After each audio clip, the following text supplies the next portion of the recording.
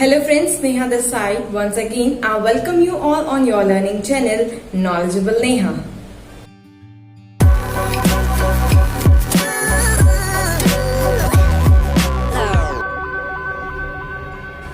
Friends, this is the next session of Module 1, Introduction to Stock Market. As I promised you in the first session that stock market के हर सच से आपको रूबरू जरूर कराया जाएगा, तो इसी डायरेक्शन में आज हम बात करेंगे कुछ unknown truths of stock market के बारे में।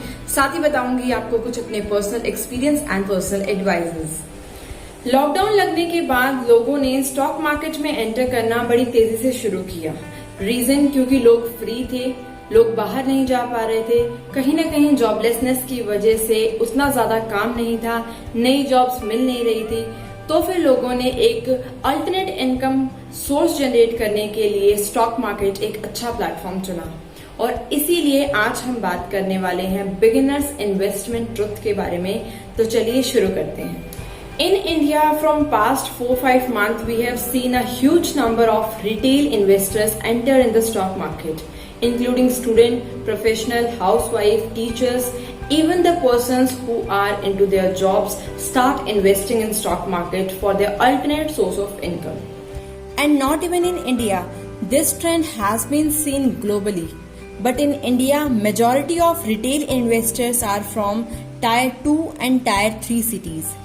Now, as you can see in this graph, you can see the increase in retail investors, and in this graph you can see the institutional investors decrease numbers.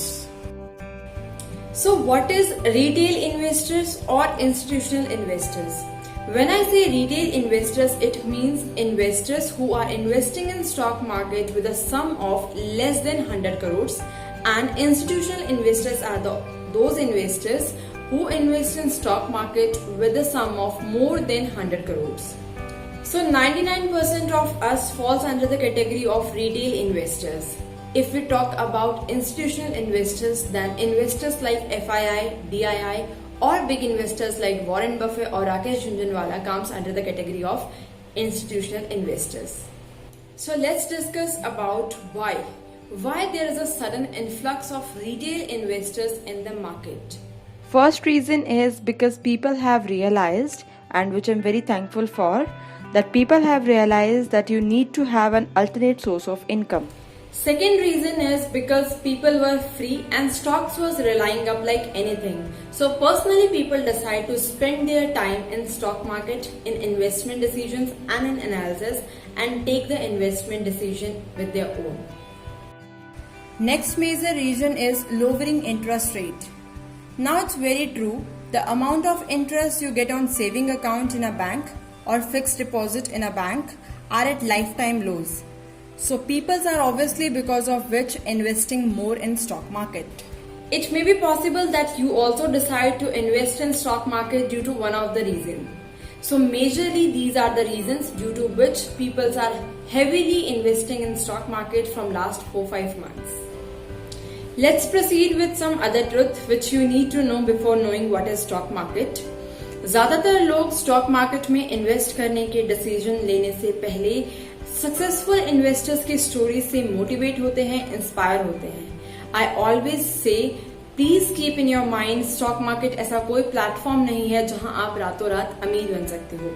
जैसा कि मैंने previous video में भी कहा, it's a systematic study, it's a analytical and technical analysis of stocks of a particular market. So अगर आप इस mindset के साथ इन्वेस्ट करना चाहते हैं या इन्वेस्टमेंट डिसीजन ले चुके हैं, then I must say please don't go for that. Next, अगर आप शेयर मार्केट को अपना एक्टिव सोर्स ऑफ इनकम चुनते हैं तो ये भी बहुत बड़ी गलती हो सकती है, क्योंकि स्टॉक मार्केट की अर्निंग कभी भी रेगुलर नहीं होती है। आप हमेशा लंप सम में ही अमाउंट अर्न करते हैं, साथ ही मंथली आपको कोई फिक्स अमाउंट ऑफ अर्निंग नहीं होगी, जिस वजह से आप अंडर प्रेशर आके बिना मतलब के बाय एंड सेल की ट्रांजैक्शन ज्यादा कर देंगे, जिस वजह से आप अमीर हो ना हो, आपका ब्रोकर अमीर जरूर हो जाएगा। Next, most important, because most of the people thinks that stock market से पैसा कमाना बहुत आसान है। It's very easy to earn money from stock market. If you'll ask me, to be very honest, it's really not that true. Yes, I agree. ये easy है, आप भी समझ सकते हैं. But on other hand, you need to understand it will take time to understand it, to learn it in a proper systematic manner. Friends, एक चीज मैं आपको एडवाइस करना चाहूंगी.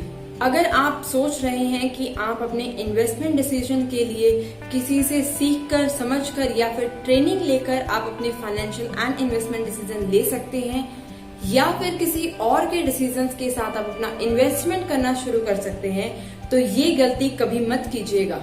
Because it's a art and अगर आपका इंटरेस्ट नहीं होगा इस आर्ट को, इस स्टडी को समझने में, तो आप लॉन्ग रन में सर्वाइव नहीं कर पाएंगे. In conclusion, all the videos, courses, even books will help you to guide for this study. But what is right or what is wrong for you, this is only based on your self-study and you need to take your decision by your own. Another important and interesting thing, how much return can I expect? जैसा कि मैंने आपको previous video में भी बताया, अगर आप अपना इन्वेस्टमेंट या वैल्यू ऑफ अमाउंट डबल करने के पर्पज से इन्वेस्ट कर रहे हैं, तो ऐसी गलती कभी मत कीजिएगा. यहाँ डबल का मतलब है 100% रिटर्न एक्सपेक्ट करने से. फॉर एग्जाम्पल, आपने 1000 रुपीज आज की डेट में इन्वेस्ट करके नेक्स्ट 6 मंथ में उनको 2000 एज अ रिटर्न एक्सपेक्ट कर रहे हैं, दैट इज कॉल्ड 100% रिटर्न. अगर आप इतना ह्यूज अमाउंट एक्सपेक्ट कर रहे हैं, तो never go for this investment decision. यही गलती है जो बिगिनर्स एट मोस्ट करते हैं. If you will ask me, then genuinely you can earn 18 to 20% in Indian market for a long run, say 5 years time duration, बशर्ते आपने सही stocks में सही वक्त पे इन्वेस्ट किया है. नेक्स्ट, अगर आप समझ गए हैं कि कब, क्यों और कैसे इन्वेस्ट करना है, तो बात कर लेते हैं प्रोसेस की. बहुत सिंपल है, आपको बस 3 डॉक्यूमेंट्स चाहिए: your Aadhaar card, pan card and your bank account. Next, most important, किसी अच्छे स्टॉक ब्रोकर के साथ अपना अकाउंट ओपन कीजिए, that is your demat account. मैं पर्सनली ज़ीरोधा यूज करती हूँ, आपको जो अच्छा लगे आप यूज कर सकते हैं. अब मैं ज़ीरोधा क्यों यूज करती हूँ? द फर्स्ट रीजन इज क्योंकि इसके अंदर बिना किसी फिजिकल पेपर वर्क के आपका अकाउंट ऑनलाइन ओपन हो जाता है और आप ट्रेडिंग शुरू कर सकते हैं. अब बात करते हैं ब्रोकरेज की. तो इसमें ना के बराबर ब्रोकरेज चार्ज की जाती है, except in some government charges, and max it will take 3 to 4 days to activate your demat account. अब बात करते हैं इस वीडियो के 2 सबसे इंटरेस्टिंग पार्ट्स की. फर्स्ट, शेयर प्राइस हमेशा फ्लक्चुएट क्यों करती है, यानी रोज शेयर की वैल्यू डिफरेंट क्यों होती है, और कैसे प्रेडिक्ट किया जाए कि किसी शेयर की वैल्यू बढ़ने वाली है या घटने वाली है.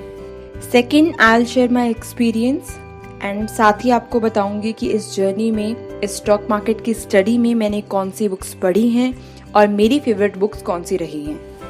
ये 2 टॉपिक स्टार्ट करने से पहले एक लाइक तो बनता है वीडियो को. अगर चैनल पर नए हैं तो सब्सक्राइब का बटन हिट करें एंड बेल आइकन को हिट करना ना भूलें, ताकि आपकी नॉलेज यहीं खत्म ना हो, अगले वीडियो के साथ आपकी नॉलेज भी बढ़ती रहे और आपको मेरी हर अपकमिंग वीडियो की अपडेट मिलती रहे. So let's talk about first how stock market works. For example, अगर आपको कोई बिजनेस स्टार्ट करना है तो आपको ऑब्वियसली इन्वेस्टमेंट कैपिटल की जरूरत पड़ेगी. तो फर्स्ट आप अपने फ्रेंड्स, फैमिली या रिलेटिव से फंडिंग करते हैं. अगर इसके बाद भी आपको फंड्स की जरूरत पड़ती है, अगर थोड़े और पैसे चाहिए तो आप बैंक से ले सकते हैं. लेकिन अगर आपको चाहिए 10,000 करोड़, अब ना इतना अमाउंट बैंक देगा ना फ्रेंड्स एंड फैमिली, तो ऐसे में आपको इतना सारा पैसा कौन दे सकता है? इट मीन्स आपको इतना पैसा मिलेगा पब्लिक से, यानी आप लोगों को अपना बिजनेस मॉडल समझाओगे कि मैं ये प्लान्स हैं, मेरी ये टेक्नोलॉजी है, मैं इस इनोवेशन को यूज करके ये प्रोजेक्ट करना चाहता हूँ. अब कुछ लोग आपके बिजनेस में इंटरेस्ट लेंगे तो आपको पैसे दे देंगे. अब आपको पैसे देने के बाद आपको बदले में अपने बिजनेस का कुछ पोर्शन उन शेयर होल्डर्स को देना पड़ेगा. तो उस पोर्शन को हम, उस हिस्सेदारी को हम कहते हैं शेयर्स. और जो लोग हमारे बिजनेस में पैसा इन्वेस्ट कर रहे हैं, हमारे प्लान्स को देखकर हम पे इन्वेस्टमेंट कर रहे हैं, उन्हें हम कहते हैं शेयर होल्डर्स.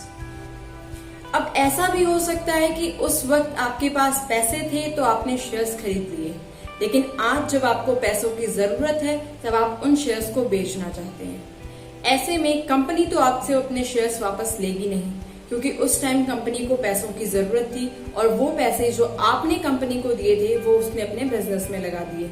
तो ऐसे में आपको चाहिए एक ऐसी मार्केट जहां आप जिन शेयर्स को सेल करना चाहते हो वहीं कोई और बायर उन शेयर्स को खरीदना चाहता हो। तो इस मार्केट को कहा जाता है स्टॉक मार्केट, जहां इंडिया में मोर देन 4000 कंपनीज लिस्टेड हैं, जहां आप जब चाहे शेयर्स खरीद सकते हैं किसी भी कंपनी के और जब चाहे अपने शेयर्स को बेच सकते हैं irrespective of your company. I hope stock market काम कैसे करती है ये आपको समझ आया होगा। अब बात करते हैं from where I have learned about stock market. One of my favorite book from where I started investing, I started decision making about my investment, about my savings, is one of my favorite book, Rich Dad Poor Dad. My second favorite book is Learn to Earn by Peter Lynch. Stock market के basics बहुत अच्छे से बताए हैं इसमें। Third most valuable quality oriented book, the education of value investor. ये थोड़े advance level की बुक कही जा सकती है। इन सभी बुक्स के लिंक मैं आपको डिस्क्रिप्शन बॉक्स में दे दूंगी। आई होप आप अब थोड़ा कॉन्फिडेंट फील कर रहे होंगे, but I know first investment decision लेने से पहले, फर्स्ट शेयर परचेज करने से पहले आप थोड़ा नर्वस जरूर होंगे। But don't worry, in upcoming videos आपका ये डर भी बहुत जल्दी खत्म होने वाला है और आप एक अच्छे इन्वेस्टमेंट डिसीजन भी ले पाएंगे। इसके अलावा आज की वीडियो में जो भी डिस्कस हुआ उस पे आपको कोई भी क्लैरिफिकेशन चाहिए, आपके कोई भी सवाल हो या आपके ओपिनियन हो तो आप मुझे कमेंट सेक्शन में जरूर लिखकर बताएं। कमेंट सेक्शन खुला है आपके पास हमेशा हमेशा की तरह। आई होप आपको आज की वीडियो लर्निंग लगी। इफ यस तो शेयर करना ना भूलें और मैं लाती रहूंगी आपके लिए हमेशा इसी तरह का learning content in this series, in upcoming sessions of the series of basics of stock market. तब तक के लिए this is knowledgeable Neha signing out for the day.